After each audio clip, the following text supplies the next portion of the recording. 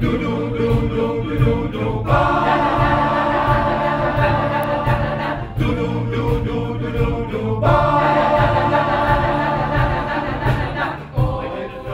de Kempaan vond afgelopen zaterdag een van de laatste repetities van Ars Musica plaats.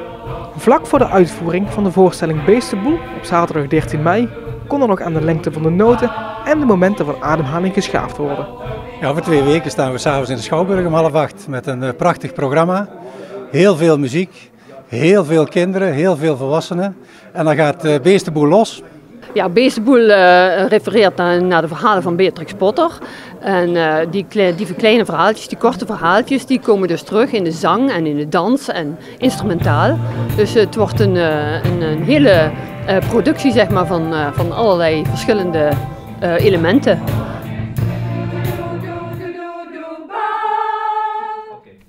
Op die avond staan er in totaal zo'n 200 artiesten op het podium.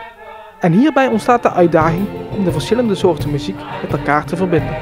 Wel de kwestie geweest van hoe gaan we dat aanpakken. Vandaar dat we het ook in een verhaal hebben gegoten, zeg maar. En zijn er vertellers en enkele hoofdrolspelers die de verbindingen aan elkaar maken. En niet alleen de muziekstijlen moeten verbinding met elkaar maken. Nou, we proberen dus de verbinding te leggen tussen de jonge generatie zeg maar, en de wat oudere generatie. En daarmee proberen we een stukje verjonging van ons eigen koor ook te genereren. De meeste koren die lijden een beetje aan vergrijzing. Er komen weinig nieuwe aanwas. En waar wij naar op zoek zijn niet zozeer hele jonge mensen.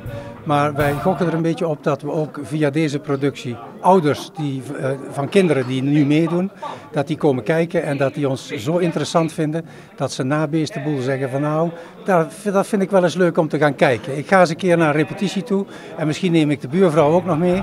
Dan zijn we met een paar mensen, dan hebben we iets meer lef om er naartoe te gaan, krijgen een kopje koffie en dat ze dan met ons mee kunnen doen en dat dan de continuïteit van ons koor ook een beetje geborgd is. Dus als wij zo, laten we zeggen, mensen tussen de 40 en de 60 en een stuk of 10, 15 bij zouden krijgen, zou het fantastisch wezen. Nou, we hebben een heel breed repertoire inmiddels. We waren in het verleden een wat klassiek getint koor, als ik het zo mag zeggen. Maar tegenwoordig hebben we een heel breed repertoire, ook moderne liederen, dat zie je ook in Beestenboel terug.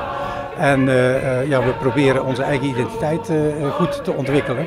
Want we willen natuurlijk niet in het vaarwater gaan zitten van andere koren die prima muziek maken hier in Venray. Voor de voorstelling Beestenboel zijn ook kaartjes te koop via de website of via de kassa van de Schouwburg. Zaterdagavond 13 mei om 7:30 gaat het los in de Schouwburg in Venray. En als mensen erbij willen zijn, moeten ze snel zijn, want het is bijna uitverkocht.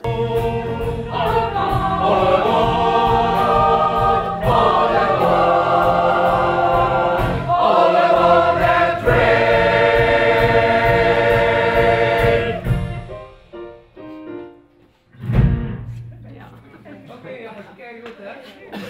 Kijk, nou was hij nou was hij goed. Oké. Dat moest je